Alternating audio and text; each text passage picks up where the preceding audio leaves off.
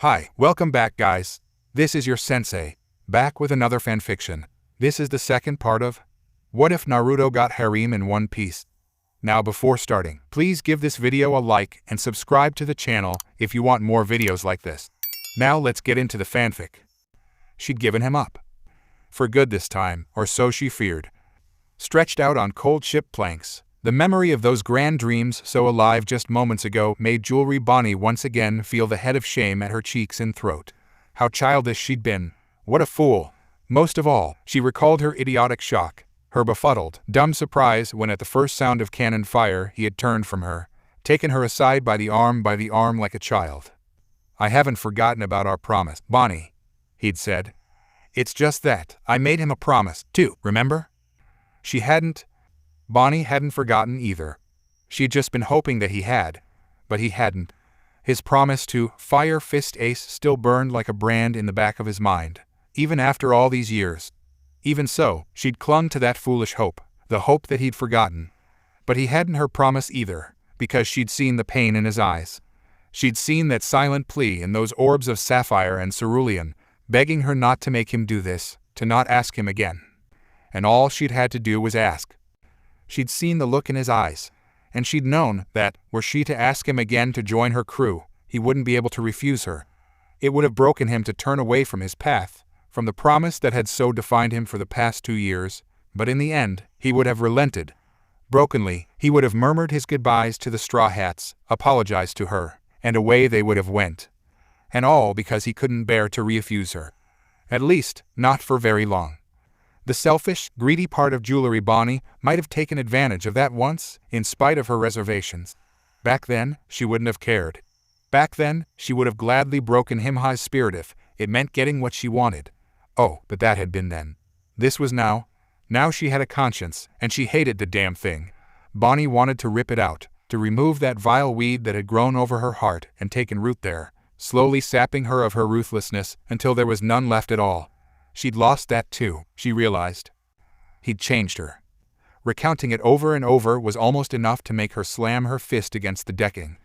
But she recovered and bit her lip instead, tasting salty blood on her tongue.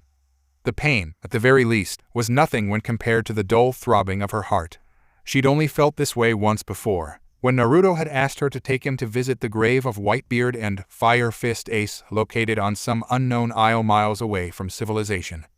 That had been the very first time she'd seen Naruto cry. He'd no claim on the former, and although he insisted he wasn't related to the latter, he'd still wept. Just as she wept now. Hot, bitter tears coursed down her cheeks, and yet, though they stung and burned at her lids, though they sapped her strength, she refused to give any let alone her self-satisfaction of crying out. She took another, long, draught from the sake bottle, wincing as the scalding liquid coursed down her throat and warmed her belly. Ah, what a memory that was. Someone will appear to carry on Ace's will. Naruto had spoken sadly to her that day, his eyes somber, his features dour, as they stood over the grave, together. Someone will appear to avenge his wrongful death at the hands of the world government. Even if they extinguish that bloodline, there's no way that flame will ever burn out. Bonnie? It will always live, and it will never die. Do you know why that is? He'd asked her. She remembered shaking her head. You're not even going to ask? He balked at her, aghast. Well, you're no fun. I'll just have to tell you, then. He raised a hand, his fingers leaving her own, slowly, briefly, as they reached up to caress her visage, bellying a tenderness that made her shudder. She remembered him smiling, his fingers warming her cheek. She remembered, watching the sadness, watching it smolder away and resolve itself into grim determination. What manner of emotions curled through his face, she'd never know. Whatever it was, he had never bothered to give it voice. Instead, he'd kissed her, softly, slowly, sweetly, driving the confusion to the deepest, darkest corners of her mind. She remembered. She remembered it all, especially the part when he broke apart from her, eyes sparkling with amusement, and said, "Because, like me, there will always be a successor to the will of Bonnie." That had been the first and last time she'd ever seen him cry. That day, she had sworn to herself, never again. Never again would she shed tears on the behalf of another. He had always been strong, and she was still weak. The last 2 years had made her stronger in body, but not in mind. She was nothing next to him. She should have known better. She should have.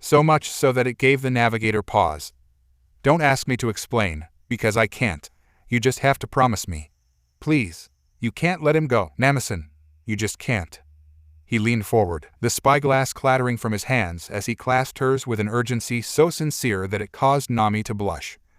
What are you? I'm begging you. Unbelievable. He really was desperate.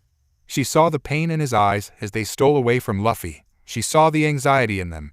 She saw the fierce and furious desire to protect, hidden with those crystal pools of deep, cerulean blue. Nami saw it. Naruto wasn't being selfish. He was being unselfish. The look in those eyes was not one of greed or pride. It was the way an older brother regarded a younger sibling, with care and affection, and a will so intense that it was almost palpable. The will to protect. In that moment, Naruto reminded her of Ace, strangely enough, and she hadn't even known him all that well. Be sure and take care of my little brother. Those words rang in her head, clear as a clarion bell. All right? Until now, she hadn't given them much thought. Now, however, they came back to her, a great and terrible tide of realization. Those were the very same words of Fire Fist Ace had spoken to them in Alabasta, when he'd bid them farewell. Now, those very same eyes, the eyes of his successor, were looking down at her, pleading with her to see reason, to relent and lend him her aid. He'll die if he fights that man, Namison. Naruto urged. Please, just do as I ask, just this once. His eyes were those of brother, unrelated by blood or anything so flimsy, forged by a bond so strong that not even death could hope to sever it. Nami had never seen anything like it, not since that day in Alabasta 2 years ago, the day that Fire Fist Ace had bid them his first and last farewell.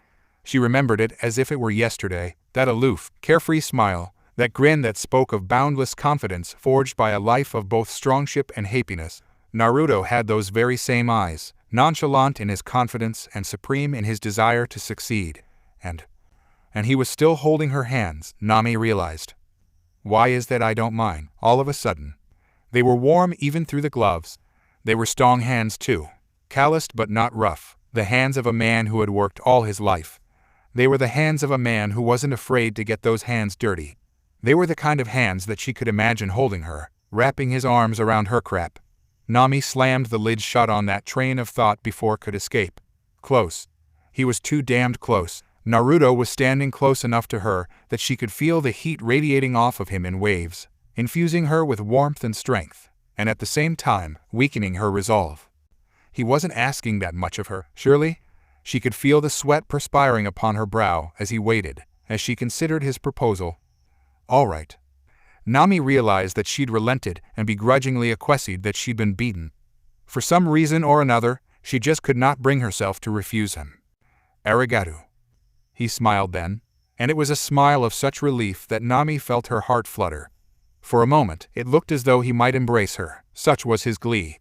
Had he done so, she would have welcomed it. Instead, Naruto inclined his head a fraction of an inch and sighed. The smile lessened slowly, his happiness leaching away until only a shadow of it remained, and then, not even that.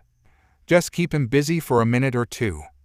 Naruto released her hands abruptly and placed a hand on the bare skin of her left shoulder, and everything will be all right. While it seemed that everything would indeed be so, he might have missed the fact that Nami shivered when he pulled his hand away. If he noticed, then he certainly didn't give any indication of it. How dare you insult Namison, Sanji snapped, picking himself up from beneath Naruto's feet. Luffy's not as weak as you. Tell me, do you want him to go to his death? Naruto growled at Sanji. No, didn't think so. Now go, keep yourself busy, or something. Even as the pair turned aside, even as they did whatever they were doing to distract Luffy, Naruto was moving. He put the matter from his mind, counted to 10, and, when he no longer heard the angry protest of their rubberized captain, as he was ushered down into the bowels of the ship, Naruto marched onto the deck and summoned the full extent of his power, channeling it to his fingertips, ready to be summoned at a moment's notice. Now. Naruto sighed. It was a soft, whispery sound. Then he reached around for the sheath at his shoulder, his fingers closing around the bundled cloth, unfurling it gently. Without so much as a whisper, Kokushibyo flew free from its bundled sheath. The black blade glinted hungrily in the afternoon light, its slimmed veins of ashen scarlet smoldering like so much the very flames that surrounded its master, flames crying out for blood. Zolo recognized its aura immediately. That's... Then Naruto clapped his hands over his head and his body burst into flame. Power surged through bare steel Kraken outside in the hilt of his blade, a breaker tripped, and all the lights went out except for a shower of gold and blue sparks that cascaded over the ship. Those fireworks lasted only an instant, however, and then darkness claimed the afternoon. Wreathed in a sheath of thin, black flames, the blonde took 3 steps forward and brought himself to the prow of the ship. There he paused, peering toward the rapidly approaching warship. He lowered his blade arm, its tapered tip scraping across the grassy deck of the Thousand Sunny. He stood, at the ready, and shrugged his shoulders, as though he'd just relieved himself of an incredible burden. He tipped his head up, until he was staring straight into the sky above. Briefly, he closed his eyes and spread his arms wide. Let us begin.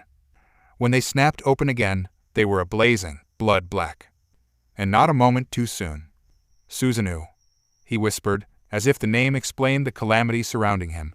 He spread the fingers of his free hand wide, and a massive something lanced out at the incoming cannon fire, intercepting the cannons before they could hope to breach the Thousand Sunny's defenses. The resulting explosion shook the great galleon to her core. Smoke sprayed across the deck, leaving most of the straw hats coughing on the dust and debris that spread across the ship. Naruto didn't so much as flinch. Banishing the fear that curled like a serpent in the pit of his stomach, he pushed himself away from the prow and began to walk. He raised his blade, taking that black obsidian sword and holding it high into the sky. It glistened wetly, pulsating within the flames as it fed upon them and grew stronger. His power fed the katana, and it swelled, made buoyant with energy. Eerily the veins spread across the surface of the blade, throbbing, pulsating with an intention all their own. It was almost as if it were alive, a living entity, held captive within the confines of Naruto's sword. Perhaps it was, Zolo mused. Mihawk had told him of this blade, once before. He had mentioned it in passing, and with it, a dire warning. The blade was cursed. To wield it was to bring death down upon you, to offer your very life force to the creature housed within the blade's hilt in exchange for its power. Given excessive use, the weapon would use up your life and leave you a pitted, dried husk. Like all blades, it had a story behind it, too.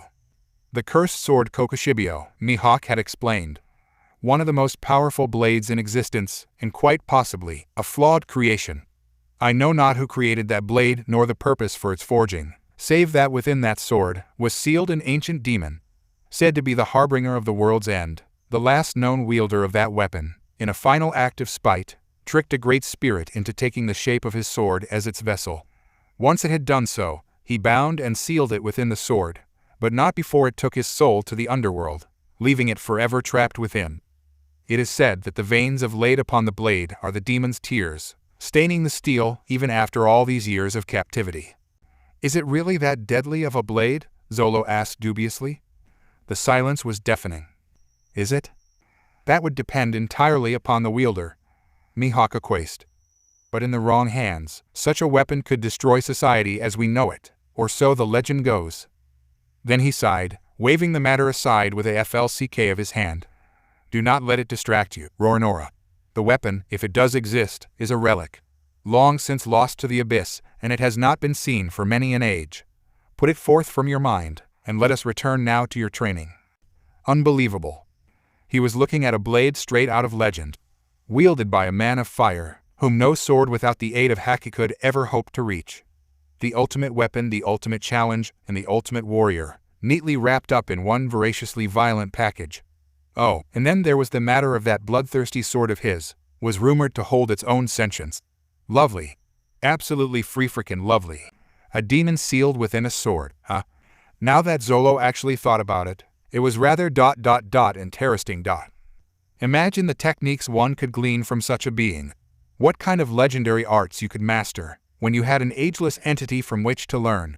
Admittedly, it might not teach you anything at all, considering that it supposedly drained your very life force in exchange for power, as opposed to killing you outright. But it was one of the 12 Seijo Owazamano grade blades. To test himself against such a sword would be incredible. Greatly, desperately, intensely, Zolo found himself wanting to test Burning Will's skill with a blade. And why not? It was quite possible that this man was like him, a master swordsman. His choice of weapons spoke for him. Zolo counted each of them. The wakizashi jammed in Burning Will's jacket, a pair of eerily dissimilar katana bound horizontal at his waist, and of course, the blazing blade clasped tight within his scorching grip.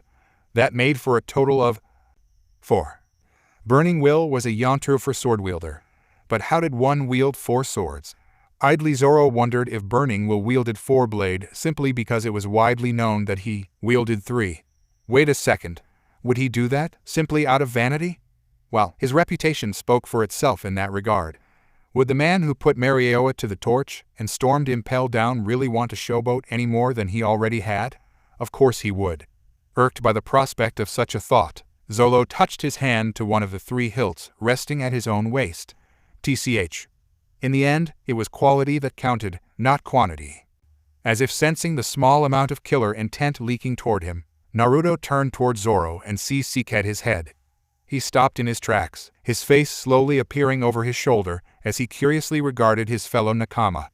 A look of confused irritation crossed his eye as it regarded the stunned pirate behind him. "Is there a problem, Zoro-san?" Zoro said nothing. His only response was to neatly slice an incoming volley of cannon fire in halves. They detonated harmlessly away from the Sunny, leaving Naruto to gawp at the sheer strength of the swordsman.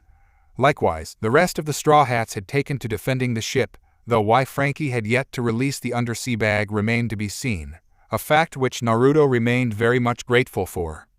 "You don't have to do this," Robin said softly, suddenly. Naruto turned toward her and found an odd sight awaiting him.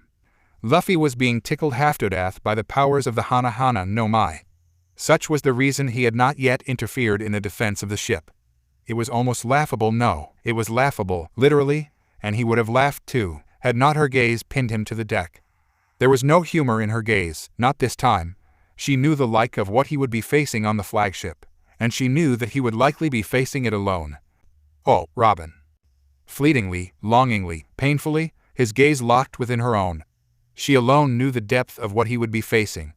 Out of all the Straw Hats, she knew what it was like to be pursued by a Navy admiral, because she'd witnessed it firsthand. She'd been chased ever since she was a child, her every step hounded by Marine and pirate alike. Never had she had peace, never had she had comfort. Only recent little years ago actually had she found solace amongst the Straw Hats. Now, that nightmare had returned to haunt her tenfold, and, while Robin clearly held no illusions of surrender, she clearly did not approve of the path he was about to take. He knew her too well to expect otherwise. Oddly, it was this that left Naruto smiling. Same old Robin. "Sorry, Robin," Naruto muttered, because he daren't say more. If he did, who knew what it would lead to? No, he dare not.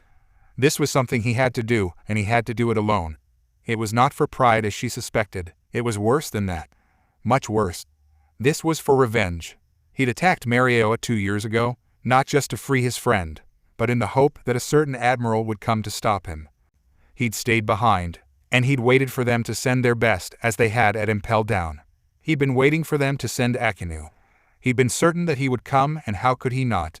Surely he was still furious over the incident at Impel Down. Surely he would come to finish what he had started that day. He'd been so certain that it would turn out that way, that the world government would send their greatest powerhouse to eliminate the man who murdered the descendants of the 20 kings. Instead, they'd sent Kizaru. He'd beaten him senseless, such was his rage. Why hadn't they sent Akinu? Why hadn't they sent the one who'd murdered Ace? Did they feel that an attack on Marioa wasn't worthy of his attention? Was that it? Did they deem him unworthy of such a response? Back then he hadn't paused to consider such a possibility. Kizaru had been the threat at present, and Naruto had dealt with him accordingly. But now he had come. Now was Naruto's chance. His first chance and only chance, while the Admiral still underestimated his strength. While he still believed himself to be too powerful to be harmed by an inferior element. While his guard was down, he could be killed. Naruto knew this, and the possibility of avenging the death of Fire Fist Ace thrummed through his heart like an invisible song, beckoning to him, calling him, pressing him onward until the red haze colored his vision, and all he saw was the blood of Sakazuki on his hands, and nothing else. "I'm sorry, Ace. I'll keep my promise to you, but for now. Now it was time to end it. You don't have to do this." Naruto blinked, drawn from his bloody reverie by a voice. Naruto, suddenly, something moved in his peripherals. Someone stepped forward, placing themselves between him and the open ocean, between him and his goal, between his vengeance and Luffy's own safety. Nico Robin said nothing when he met her gaze with his own. She simply stood there, barring his path. She did not offer an explanation, nor did he demand one. Unspoken words traveled between them in that instant, words that would likely remain unspoken for ages yet to come. His eyes blazed like the sun, while hers shone like the tranquil sea surrounding them. "Please," she whispered, the word laced with so much pain that, for a moment, it gave him pause. But only for a moment. Gently, ever so gently, Naruto pushed past her. "I'm sorry," he repeated, not knowing what else to say. Then his back exploded in a curtain of embers, showering them all with warmth. Naruto smiled, as the great flaming wingspan burst between his shoulders, spreading across the sky in a cacophony of burning orange and gold and red, colors and hues the likes of which could not be described. He stretched them wide, bearing those great and unholy tethers of flight for all the world to see. And he was off. The world stretched before him, an endless expanse of sea and sky as he hurtled through the clouds. He felt the mist striking against his skin, evaporating, becoming currents of steam and vapor as he surged through the sky and toward his supposedly unwitting target. He reared back and clenched his fist, his wings beating harsh and heavy against the clouds, rupturing the skyline as he soared into the heavens. He'd strike from here, he supposed, and sink the ship before either admiral could engage him. It proved to be a mistake. It wasn't long at all before he sensed that something was wrong. In fact, it wasn't long at all before the massive fist of molten magma came hurtling through the fog and that misty sky, ready to grant him eternal rest. Naruto gawped, such was the size of it. Even as large as it was, he hasn't seen it coming. Such was its speed, as it rose up beneath him from below, threatening to swallow him up if he gave it the chance. Dai Funka. Apparently, Akinu knew he was here, after all. Oh, bugger. Naruto raised his blade, folded the wings against his back, and sent himself, sword and all, hurtling down toward the deck. Kagetsuchi! Black flames swept past the onrushing fist of magma, refusing to meet it head-on as an opponent might have expected. Rather, they aimed for the attacker himself. Startled, Sakazuki pulled back, and the deadly flames sundered instead the sails above, not his visage, as Naruto had intended. He had just enough time to glimpse the look of outrage etched into the Admiral's visage as Akinu realized that his preemptive strike had been foiled. Then it was over. And by then, Naruto had landed. Dropping down upon the warship like a swooping swallow, he greeted Kizaru and Akinu both with a flame. It roared into existence, reaching out with massive hands to take hold of the ship's main mast with devastating effect, striking straight and true before either admiral could hope to react. And of course, how could they? Their prey had come to take the fight to them. There was no protocol for such an event, so instead they stood there, struggling to recover as neither being foolish enough to stand in the path of debris as they came raining down from the upper decking. Naruto didn't give them the chance to recover. He struck the deck with his fist, plugging his fingers into the rigging before either admiral had the chance to blink. He left it there for a moment, a slow smile spreading across his features as the swell of flames rushed from shoulder to wrist to fist. Then he unleashed it and sent it hurtling into the stores of gunpowder below. The result? Well, it wasn't pleasant, to say the least. Kajero, heat haze. With a great and rushing whoosh, the ship found itself aflame. Naruto laughed at the disbelief that soured Kizaru's perpetual smile. Akinu was all but boiling, such was his fury at the sudden turnabout. Now, not only could they not face him at their leisure, but, with their own ship burning up beneath them, their chance of escape was limited.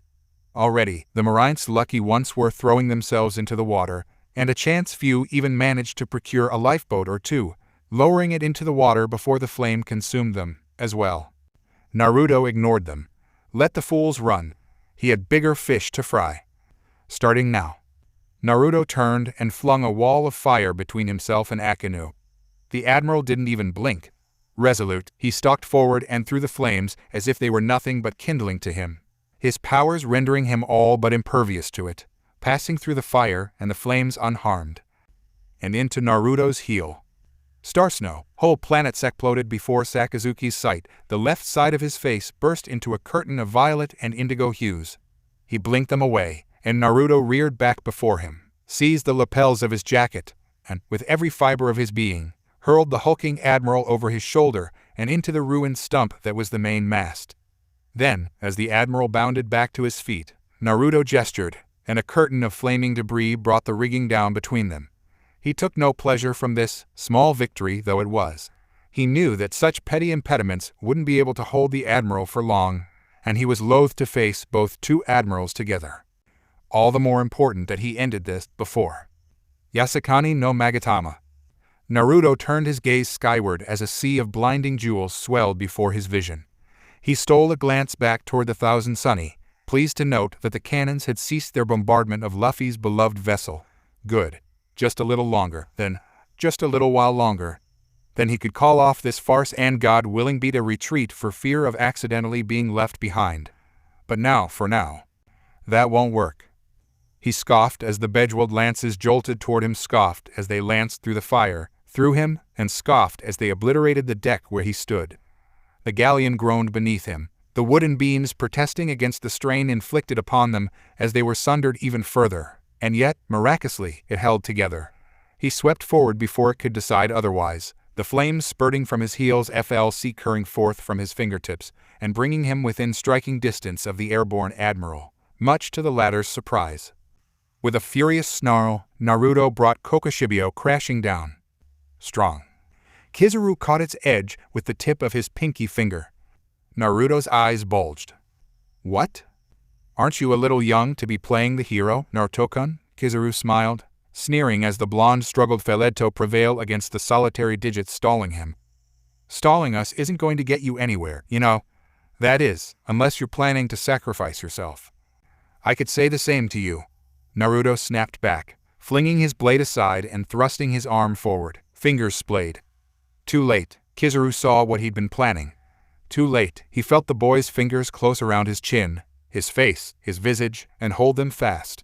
His fingers closed around Borsellino like a vice and held it fast, clamping around his features with such force that blood welled up at his fingertips. Gotcha. Soren Sakatsui. Naruto announced smugly to the Admiral's horrified expression, squeezing his fiery fingers into the Admiral's upturned visage. A fiery brand that seared and scorched the flesh. A swell of azure seeped across his palm as he spoke the words, sending a surge of pure power arcing down the length of his arm, straight into Borsellino. He felt a pinprick of pain as the Admiral painstakingly pressed a finger into the ansocket joint of his left arm in a vain attempt to dissuade him from attacking further. But by then, it was too late. Much too late. A lotus of blazing blue fire erupted between the two of them, slamming into Kizaru with such force that he found himself forcibly extricated from Burning Will's grasp. Cold fury burned the entire world white as he crashed to the deck below, the impact of his landing momentarily wedging the Marine Admiral there, just for a moment. Then he stood up, dusted himself off, and shot upward with such speed that the ship itself cratered beneath him. The sound of laughter above him caused his head to snap up. Uzumaki Naruto had appeared a few feet above Kizaru, flying backward so as to keep pace with the Admiral only a few feet above him, an already formed geyser of flames swirling within the knuckles of his free hand, whilst the other lashed out with the blade. Kizaru raised his forearm into the weapon in an attempt to block, but even as he did so, he realized his mistake. I was waiting for you to do that. Naruto announced calmly. Gods, you're just so predictable. For the first time in the fight, Kizaru's face lost its pleasant smile. Heiken. The infamous supernova grinned sadistically before thrusting his hand forward, the crimson swell raining down on Kizaru with a sonorously low roar. The Marine Admiral threw up his hands to block, but the attack was too well executed, too well timed. Kizaru was sent plummeting back to the ship as the gush of orange flame propelled him to the ship and buried him there in the deck. With a rush of air, the blast sent debris flying in a massive column of smoke and wood as the ship leaned dangerously against the force of the blast. Naruto alighted in a pointed crouch as the dust began to settle, breathing heavily from the continuous assault he'd just participated in. Not only had Kizaru kept on par with him, he'd nearly held the upper hand on numerous occasions. It felt good that he'd actually hit him this time.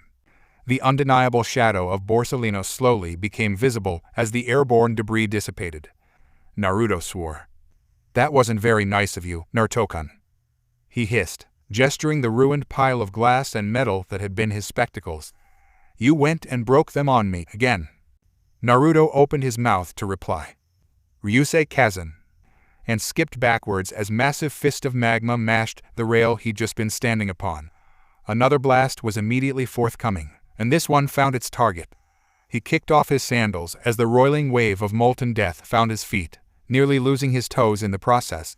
It cooled rapidly, leaving little more than a seeping pile of molten slag where he and his sandals had once been. "Yow," he yelped, blowing on his feet. "Hot, that was close, way too close. There's nowhere for you to run, Burning Will." Akinu snarled as he stalked through the inferno, to stand at Kizaru's side. "Surrender now, and face the consequences of your actions." Naruto blinked, the action of this compounded by a look of such disbelief that it was almost palpable. Then he laughed. Naruto greeted his words with a dry laugh. "You said that last time, if I recall." "That's the truth of it." Kizaru drawled lazily, drawing a withering glare from Akinu. "But for a moment there, I thought you'd come to surrender yourself to us, Burning Will." He offered his shoulders in a pitying shrug. "Instead, it looks as though you've come to die, now doesn't it?" Naruto scoffed, and the Admirals found themselves amidst the flames once more, but only for a moment, because a new, baleful aura pushed them back. "Gentlemen," Naruto smiled benignly, wrapping himself in a thin sheath of flame, "whoever said I had any intention of dying, or perhaps that demonstration just now wasn't enough to jog your memory, perhaps this will." It was, in essence, a flame. But this went far beyond what any mere flame could possibly hope to produce. It was not orange, nor red, nor a flimsy yellow. It was not even the dread flame of that Amaterasu, with its soul-consuming surges of death and destruction. This was something more. This was something not of this world, nor of the next. Its very presence took the breath from one's lungs, the light from one's eyes, such was the terror that its aura inspired. This was something unholy. "You said that's the truth of it, didn't you?" Naruto asked softly. "Let me tell you something about truth." "And who are you to claim such a thing?" Akinu interrupted harshly. "The Marines are the true justice here, not you, and certainly not a pirate. Unfortunately, the truth is rarely pleasant, but I prefer to spread the light of wisdom rather than the darkness of ignorance." Naruto shrugged, his shoulders rising and falling with such nonchalance that it sent Akinu's temper blazing. This little punk was mocking him. Even now, cornered as he was, Burning Will still thought he could fight his way out of it, just as he had 2 years before. It was ... it was infuriating. "So, you intend to fight to the end, after all?" Akinu demanded. "That depends," Naruto replied snarkily. "Do you intend to let me escape, as you did before?" That tore it. "Why, you little," Akinu roared, flinging his hand forward, but Kizaru's hand at his shoulder stayed him. "You honestly intend to fight the both of us?" Kizaru asked, the finest lining of confusion worming its way into his features. "Together? Alone? Isn't that a bit reckless?" Naruto did not honor him with a response, at least, not of the immediate and verbal sort. Instead, he smiled, dark, dangerous, and deadly. "You'd best be on your guard." He spread his arms wide, brandishing the blade as if were a scepter, not an implement of mass destruction. "I am more than I was when last we met, Akinu. Much, much more. Allow me to show you the powers I gained over the last 2 years. What you're looking at right now is only the tip of the iceberg. Allow me to show you what my training has acquired. Allow me to show you the Susanoo." And as he smiled, the flame solidified, starting as thin wisps of fire. Then it swarmed. The golden blue haze swarmed, parting like the Red Sea as it swept round its master and enveloped him, coating him in a thin sheath of azure saffron. Bone materialized from the nothingness surrounding him. Around and around it curled, birthing the remains of a humanoid upper torso, the beginnings of infrastructure of some great and terrible creature that existed only in legends. Taking shape, finding form, it reared above him like a coiled serpent, ready to strike at the slightest provocation. A provocation Sakazuki willingly provided. "Inugami Guren," Sakazuki bellowed, his arm boiling, swelling at the command, bursting into the distinctive shape of a howling hound. Born entirely of magma, it arched its back and snarled, baring its fangs potently at the ethereal warrior, all that stood between it and its prey. In response, the ghastly ghoul lowered its arms, fingers sprouting forth from the flames, for the protection of its master.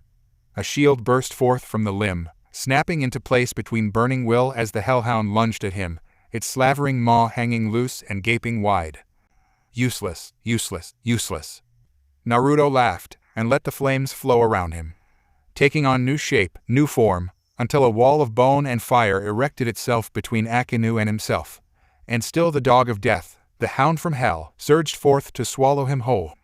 Naruto adopted a bracing stance, tensing at the knees, and thrusting his right forearm forward. And just as it seemed that the hound would snatch him up in its jaws and devour him whole, Amaterasu. The beast found purchase, but not upon the squishy softness of its intended target. With a mighty grunt, the flaming warrior snapped its arm forward, thrusting its palm, shield and burning and all, into the face of the encroaching canine. With a keening shriek, the Inugami Gurren imploded as the black flames scoured it away into nothingness, splattering it like so much gore, raining flecks of flaming debris down upon the deck. Akinu stood askew, his jaw clenched in furious disbelief, veins pulsing against his neck. Naruto smiled and uncrossed his arms, revealing that although the hound had supposedly struck straight and true, it had done little more than burn the bandages wrapping around his arms. Bandages that he now tore away, revealing that intricate tattoo coiling about his arms, the mark of a dragon. That all you got? But the Admiral did not focus on that. Rather, his gaze remained fixated upon the ethereal warrior that loomed over the master of the Mera Mera no Mai in all his blazing glory, sneering upon him and his supposed triumph. Just what was this abomination? Fire Fist Ace hadn't displayed any of these abilities during the War of the Best, and yet now, his successor bore the full brunt of the Magu Magu Mayan element that should have been superior to his own and stood triumphant. Damn him. Baleful golden eyes leered out from within a sheath of impenetrable armor, snaring down at the Navy Admiral and the last remnants of his ineffective attack. Naruto raised a hand, and the giant mimicked the motion, its skeletal fingers curling, clenching into a fist. Formed within that fist, a blade of blazing, golden azure proportions, could clearly be seen in the haze, held high over the ship's rigging. Naruto grinned wickedly. Itokaso, sacred cremation blade. And he dropped it. Without warning, he dropped the blade, and when Naruto dropped the blade, he didn't just drop it. He did not release the handle and allow it to crash to the floor. He did not relinquish the vice that was his hand, from the cloth-wrapped hilt that blazed with the blade of flame. No, when Naruto dropped the blade, he dropped. That was what he did with this weapon. There was no elaborate swinging or sweeping to the side in a graceful arc, as he raised the katana over his head and brought it down. He dropped it, and the warship burst beneath them. The great galleon was sundered, split in two with such ease that neither Kizaru or Akinu had the chance to prepare themselves for the impact. One moment they'd been standing upon solid ground. The next, the deck gave way beneath their feet, and they were sent plummeting into the ocean. Naruto would have joined them, had not a hand clamped upon his arm and much to his disbelief hauled him backwards, and onto one of the severed halves of the galleon before he could recover. Aren't you forgetting something? Naruto turned his gaze upon Kizaru then, or rather, where the brightly colored Admiral had once been, blinking in surprise. His eyes widened explosively, and streamed tears of blood as he gazed upon the sudden vacancy. He didn't have any forewarning, and yet, in that same instant, his head dipped to the right, ever so slightly. Seconds later, his eyes experienced a light so intense that it would have blinded him, had he not flung up an arm before his face in defense. Damn it. I'm here too. The Admiral replied snarkily, his heels set on an intercept course with the forehead of the dazed blonde. Naruto grimaced and willed the spots away, blinking as the pain swam back and forth in his head, as he tried to sort out the cobwebs cobbling his thoughts. Not enough time.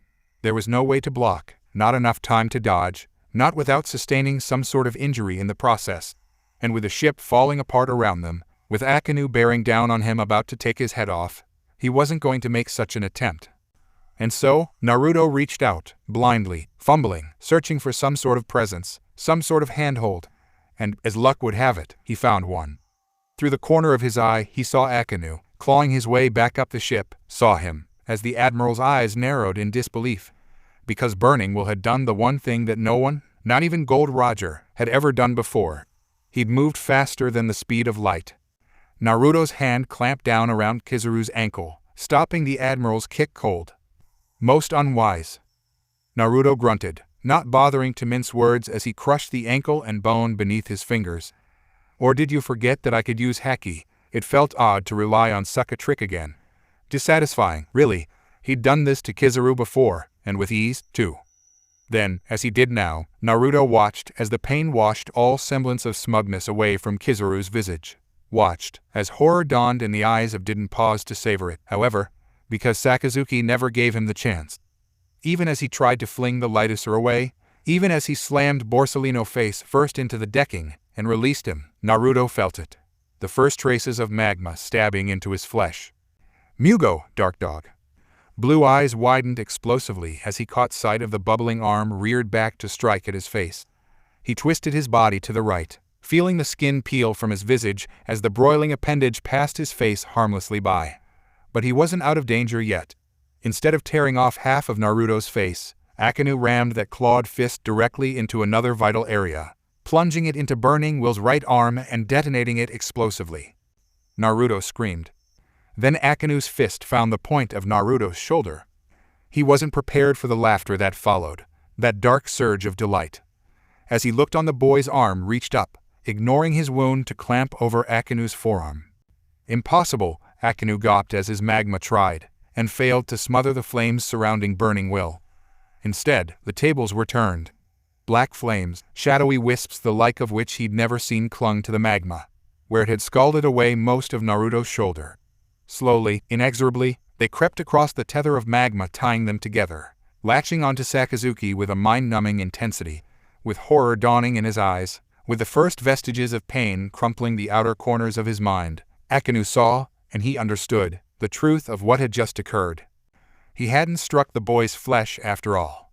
Not completely, at least. Surprised? Naruto gasped through gritted teeth. You're not the only one with an ace up your sleeve, eh, Sakazuki? A pause, a devil-may-care FLC curve of amusement flitting a moment across his features. Of course, I don't have any sleeves, but then again, neither does the Amaterasu. Akinu seethed helplessly as his voice droned on, growing stronger with every syllable. Amaterasu? Whatever this Amaterasu was, Naruto had deliberately coated his entire body with it, forcing the Inkai black flame to act as a buffer against the magma while he burned within its tempestuous grasp. And, try as it might, the awesome powers of the Magu Magu, no might could not hope to prevail against it.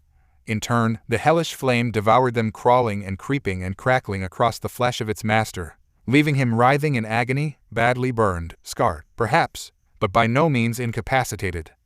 And through the pain, through the all-consuming blackness that threatened to blot out his vision and drive him under, Naruto brought his blade over and down, severing Akinu's arm. That had been the intention. He'd simply intended to hack himself free. He hadn't really been aiming at anything, or so he supposed. Instead, imagine his surprise when Kokushibyo sliced through the Admiral's wrist as though it were naught but butter, removing the boiling appendage in a single sweep. Jaya-ah-arg! The howl that escaped Akinu was a lament for all that he had failed to do, and all that he now knew he would never do. Naruto threw the arm away, the motion dislodging the magma from his shoulder. He struck again, opening a rent in Akinu's other arm, and nearly splitting the side of the doomed Admiral's head. Akinu staggered. Naruto swung from the side, the haki-imbued blow biting deep into Sakazuki's magma, deep into his waist. It's over, Akinu. He hissed, the words darkened, edged with malice, barely burbled beneath the all-consuming haze that threatened to swallow him up at any moment. You had better hope Vegapunk can grow you a new arm, because believe me, you're going to need it. Naruto twisted the blade within the wound and held it there, relishing as the Admiral's visage scrunched up in pain. This was what he had come here for. This was his just due. This was the long-awaited reckoning that Akinu had brought upon himself the day he'd murdered Fire Fist Ace. This was justice. Not the paltry, self-serving kind that those Marines so soullessly invoked. Oh no. This was divine retribution, brought about by the only hand that could stand to harm Sakazuki and emerge, relatively unscathed. No one had expected it to end this way. Not the Gorosei, not the world government, not the Marines, and certainly not Sakazuki. Naruto shoved the sword through marrow and into bone still, burying it to the hilt with an almost malignant glee. Surely, Ace was smiling. Surely, Luffy's brother was looking down from heaven and smiling down upon the hand of judgment that had dealt Akinu a crippling if not career-ending blow. with this instrument of vengeance. Naruto yanked the katana free and Akinu sank to his knees. He lifted his remaining arm to ward of the next blow, and Naruto struck at it with his foot. He hadn't the strength left to swing the blade, but once more, disarmed, he fell to the deck, collapsing in a rapidly enlarging pool of his own blood. Naruto loomed over him a moment longer, warring with the desire and compulsion to finish him off, wrestling with the sudden, niggling sensation that he'd forgotten about someone. Ama no Murakamo. Behind, Naruto rounded on Kizaru with a hiss, his sword crashing against the Admirals, a veritable bar of golden, glinting light. Flames lashed against that light and his vision swooned in and out of focus as he struggled to maintain control. Damn it all. Despite having the somewhat negligible disadvantage of a sprained ankle, Borsellino had somehow managed to outmaneuver and flank him. And, for a moment, it was almost enough. How long do you think you can last with those wounds, nay, Naruto-kun? Kizaru mocked him with that all-leering smile as he pressed down with his blade. Not much longer, I'd say. He leaned closer, forcing the blunt edge of Naruto's weapon closer and closer to his face. Sweat beaded upon his brow as Burning Will pushed back with everything he had. It wasn't enough. For a split second, his knees buckled. For a second, for an instant, for an eternity, what little strength he had threatened to desert him entirely. Then Naruto flung out his free hand and tightened the blood-stained fingers of that hand into a fist. Before Kizaru could hope to react, the Susanoo reached down for him. Before he had the chance to dodge, before he could think to merely phase away, the fist slammed shut around his arms and bound them to his waist. He prepared to end it, to bring those bony fingers together as one with their own, and squeeze Kizaru like an overripe G. He tried to, but instead, lightning arced down his spine, followed by pain. A deep, searing, all-consuming pain, emanating from just over his heart. No, not now. He'd gone on too long. He'd exhausted his stamina and overused the flames of the Amaterasu. If he used it again, if he continued this excessive use of the Susanoo, then he risked diminishing his own lifespan. He'd worn enough of that away already in the past. He needed what precious little he had left to continue his voyage. But he couldn't just let Kizaru go. If he did that, then he'd never have this chance again.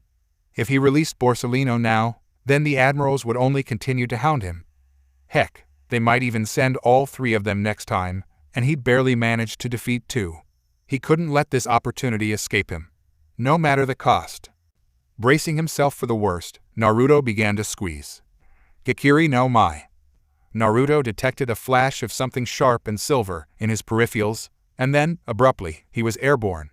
It felt as though the world moved out from under him, sucking all the air with it. The blade fell from his hand, and suddenly, he was flying. His head snapped forward, and the wind boiled around him. The air itself seemed to hurt, he was moving so fast. The ruined flagship and with it Kizaru and Akinu receded into the distance with uncanny speed. How far he'd been pushed, he couldn't tell. It seemed to last forever, but he knew he had to hit the ground sometime. Oh, he hoped it would be soon. His body ached in every pore, and it was only with great difficulty that he managed to quell the flames that still simmered from his skin, that he was able to recall the blade back to himself. Wetly and mostly intact, the blackened blade smacked into his palm as he flew, and he forced his fingers to curl about it. He couldn't afford to lose this blade. Not after the promise he'd made, not after all he'd gone through to get at it. But landing was going to hurt. It did hurt. He was dimly aware of a hand clamping upon his shoulder, as the forces propelling him began to slow. There was a sharp snap crack then, instead of being pushed, as before, Burning Will found himself yanked backwards with such force that it dislocated his shoulder. Ouch. Whomever had him must have used haki to make certain that they had the proper handhold on his otherwise intangible form, and for that, he was most grateful. Good all Luffy. His back collided with something strong massed, perhaps, and he groaned. Whomever had first launched him from the warship hadn't exactly been gentle about it. Then again, neither had Luffy. Then he fell forward onto the deck. Nice catch, Luffy, Usopp laughed. Don't let them escape, yelled Admiral Kizaru. Yet Admiral Akinu wounded, though he was already preparing his attack on the Thousand Sunny.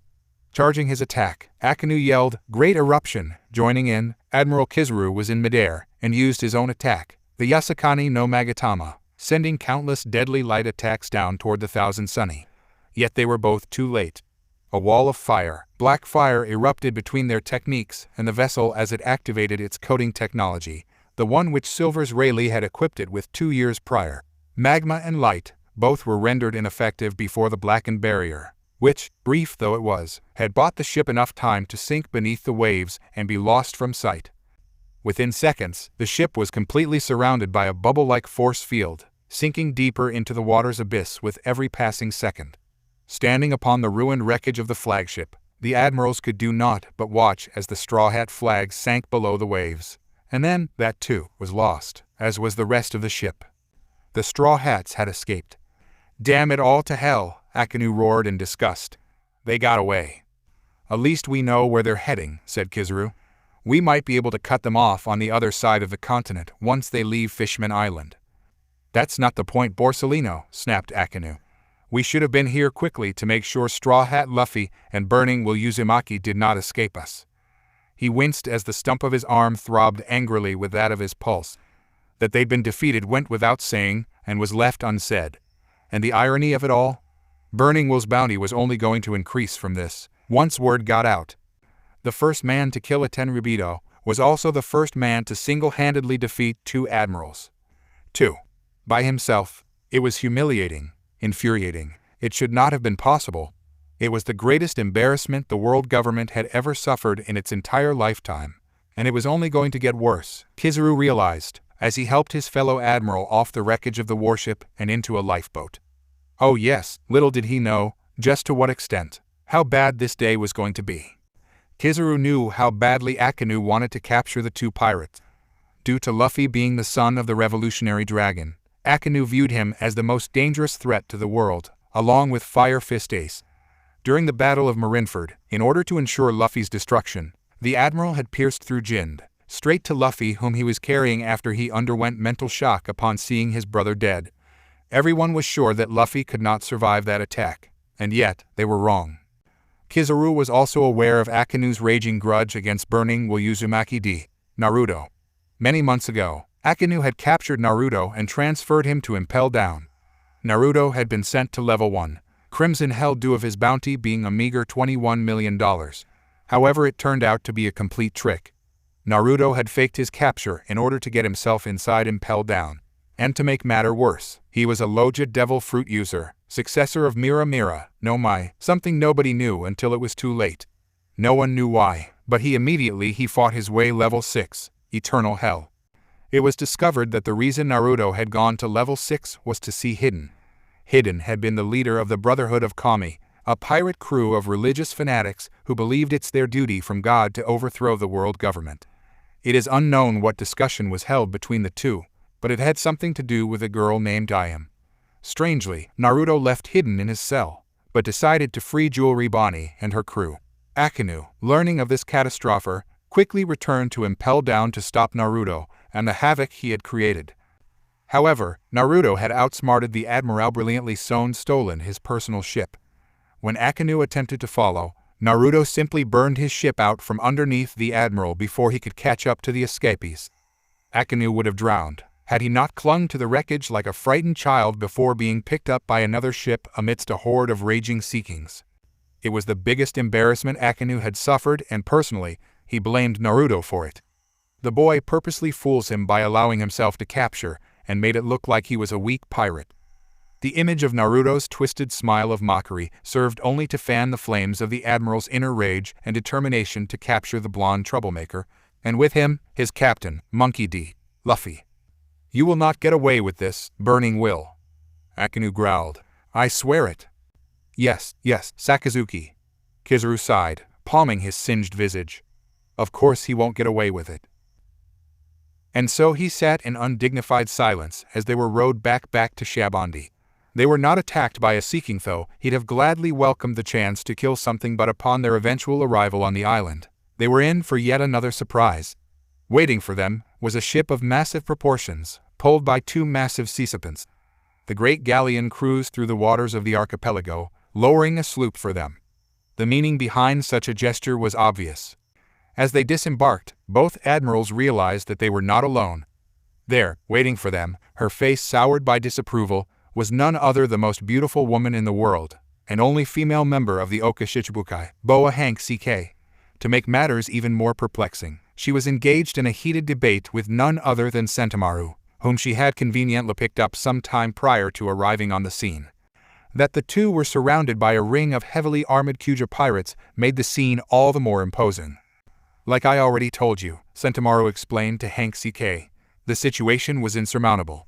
The man who stopped us was the Dark King, the same man who once stopped Uncle Kizaru in his tracks. What was I supposed to do against that? What's more, Burning Will is apparently that man's grandson.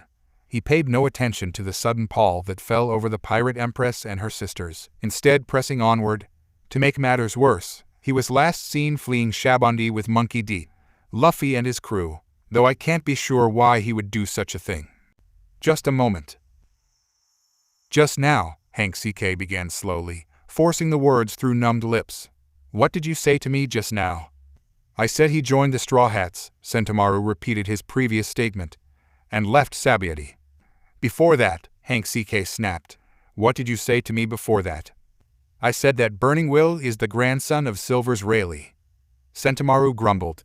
Telling me to say it again won't change anything. What proof do you have of this? Hancock demanded, feeling as though ice water had just been poured into her veins. This could not be. It could not possibly.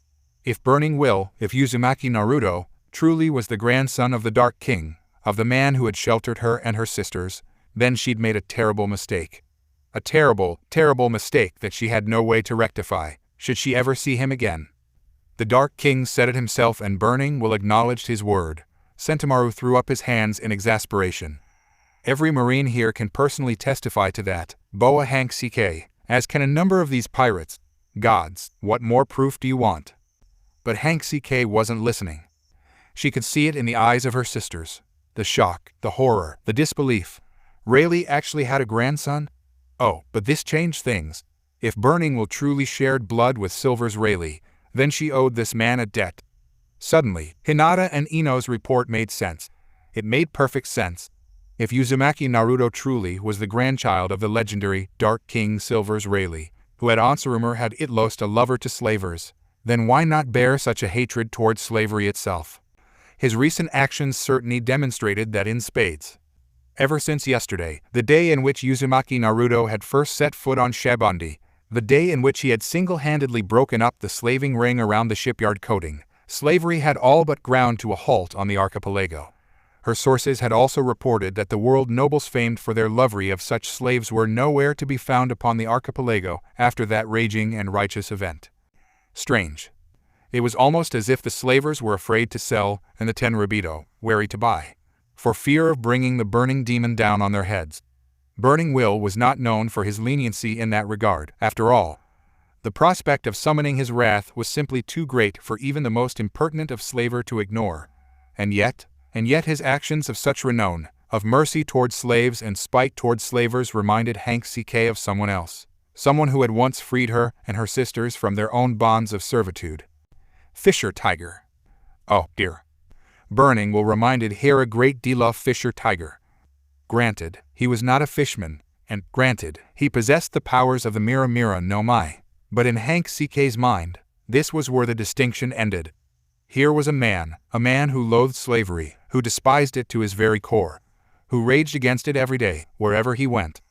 This was not a man of the kind that she knew. This was a man of righteousness and fortitude, of justice.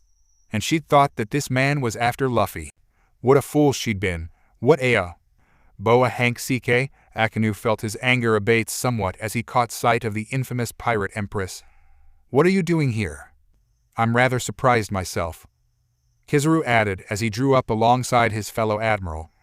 I was under the impression that the Kyuja pirates didn't travel this far north. Hancock didn't have to feign shock this time, because this time it was genuine. They were wounded, she realized. The both of them. She'd been wise not to interfere after all. If she had, then she might have made matters even worse for Luffy. Thank goodness he'd managed to escape. Still, there was the matter of explaining her presence here to the world government. Hancock frowned. With two admirals standing before her and both demanding answerment, there was nothing left for her to do but follow through on her lie and hope that her statement would hold up under scrutiny. It was true enough. Her original intention after seeing Luffy off had been to prevent Burning Will from harming him. Now, the subject was moot in point, but she opted to persist, regardless of the danger that she might place herself in.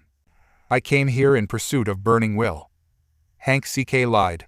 He attacked my island several months ago, and I managed to trace him to this location. She allowed a self-depreciating smile to curl the corners of her lips to that effect, furthering the deception.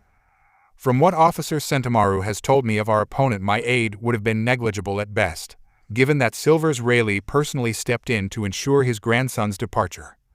Ha! Hank CK hid the true depth of her satisfaction as she watched the words ripple over each admiral, watched them absorb their meaning and the implications behind it. Let them chew on that a while. She let the statement hang, unadorned between the three of them. She let it smolder and simmer and spit in Akinu's purpling face, because the Admiral's fury was suddenly redoubled in the wake of this sudden news flash. His grandson? Akinu barely managed to squeeze the words out around a scowl. You mean to tell me that Burning Will is the grandson of the Dark King? That's what I've been saying, Sentomaru sighed loudly, his expression turning dire soon thereafter as he finally noticed the extent of the wounds that both admirals bore. I don't understand. Didn't you manage to defeat him, Uncle Kizaru? Borsellino grimaced and scratched at the back of his head. Sakazuki said nothing, but his silence spoke for him, and it spoke volumes, as his good hand crumpled around the ruined remnants of his wrist.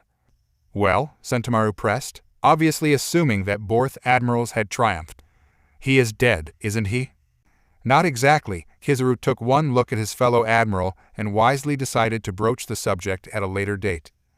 Well, but what about the rest of the pirates? Did you capture them all, Sentomaru? Sentomaru shook his head. Not all of them. The Caribou brothers, along with a number of fake Straw Hats, managed to escape. And the rest? All the rest of the offenders have been apprehended, but the real Straw Hats have dealt severe damage to 3 of the pacifistas. The units were prototypes, the same ones that cornered the Straw Hats 2 years ago. Their strength, of course, was the same as back then. It's the Straw Hats themselves that have changed. The level of growth they displayed after these 2 years in hiding is nothing short of incredible. You'd better make this nice and clear to Marine headquarters. The Straw Hat pirates are at large once more. Aokiji isn't going to like that. Kizaru amended. The world is in an uproar already.